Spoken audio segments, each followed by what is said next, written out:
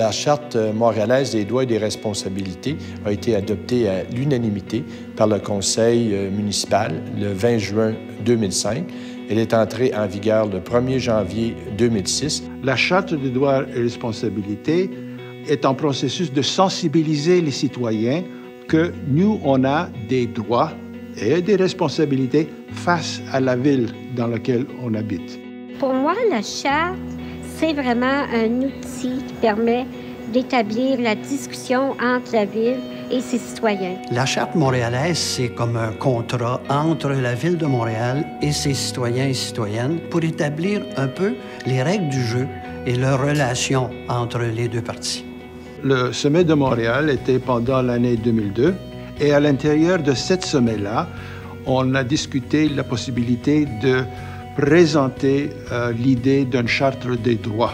On a commencé un travail qui a duré presque 2 ans et le fruit de tout ça est la charte des droits et responsabilités. On a déposé un mémoire à ce niveau-là à l'Office des consultations publiques. Nous, dans notre document, on proposait à la Ville d'inclure dans sa charte toute la notion du concept de l'accessibilité universelle. La Charte montréalaise est novatrice parce que c'est une charte municipale. C'est une première en Amérique du Nord et elle a été conçue par des citoyens pour les citoyens.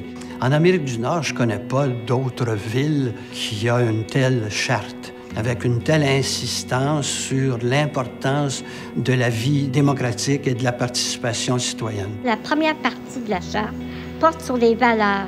C'est convenir de valeurs communes. C'est une charte qui résume les valeurs de notre société, des valeurs d'inclusion, mais également des valeurs de justice sociale et de paix. Ces valeurs sont importantes, mais il y a également des droits et des responsabilités. Et c'est une charte qui se veut un contrat social. Pour avoir la participation des citoyens et citoyennes dans la vie publique de la ville, il faut que les citoyens et citoyennes en aient une idée claire de leur identité.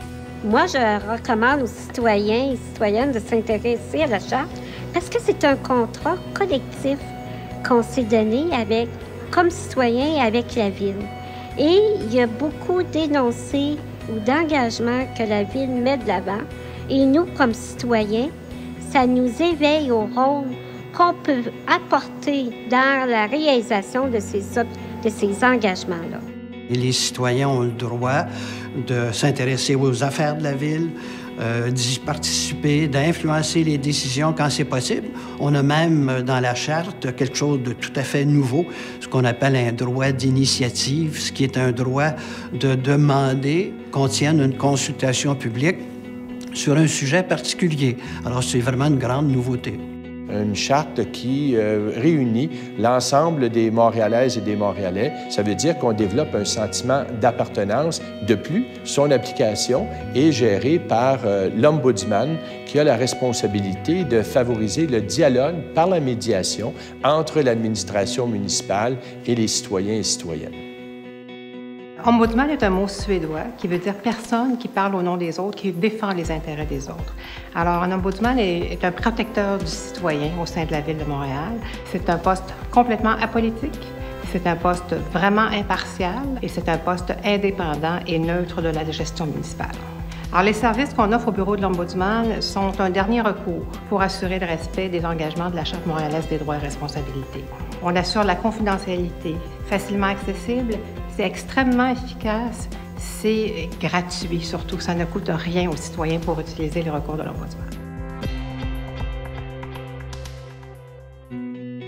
La responsabilité des citoyens et des citoyennes, en vertu des dispositions de la Charte, c'est de faire en sorte de faciliter les engagements qui apparaissent dans la Charte, les engagements de la Ville. On a un rôle à jouer, comme par exemple toute la notion d'avoir une ville sécuritaire.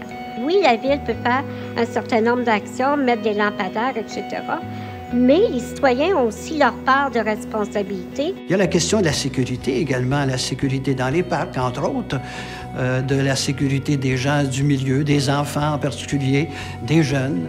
Un autre exemple, c'est toute la question de la propreté. On sait comment on tient à cœur dans un sentiment de fierté que notre ville soit belle, que notre ville soit propre. On s'attend à ce que les citoyens et citoyennes assument leurs responsabilités de civisme. La ville s'est engagée dans la charte à fournir une eau de qualité. Mais en même temps, on s'attend à ce que les citoyens et les citoyennes utilisent cette eau-là d'une façon responsable et d'assurer une gestion saine de l'eau.